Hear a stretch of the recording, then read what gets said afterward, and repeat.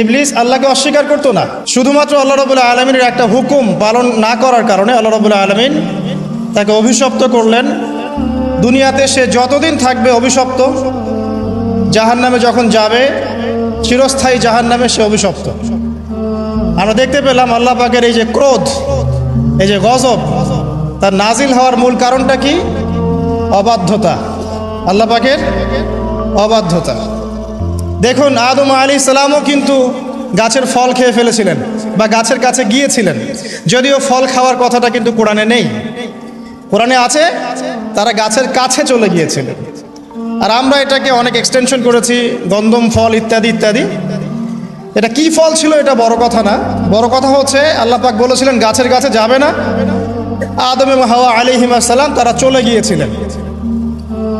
দেখেন এখানেও কিন্তু আদম এবং হাওয়া আলাইহিস সালাম তারা আল্লাহ পাকের আদেশটা কিন্তু লঙ্ঘন করেছে, ইবলিসও করেছে।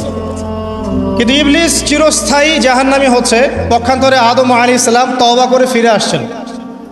এই তওবা করার কাজটা কিন্তু ইবলিস করে নাই। তাকে যখন জিজ্ঞাসা করা হলো যে তুমি কেন সিজদা করলে না, যাকে আমি আমার দুহাত দিয়ে সৃষ্টি করেছি তাকে কেন সিজদা করলে না, কিসে তোমাকে নিষেধ করলো সিজদা করতে? ইবলিস তখন উল্টা যুক্তি দিয়েছিল যে খলাকতানি মিন নার ওয়া খলাকতাহু মিন তিন, আমাকে সৃষ্টি করেছেন আপনি আগুন দিয়ে আর আদমকে মাটি দিয়ে।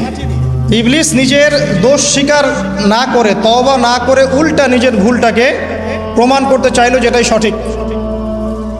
ইবলিস কিন্তু সীমা লঙ্ঘন করার কারণে চিরস্থায়ী জাহান্নামী হচ্ছে না, বরং তার ভুলের উপরে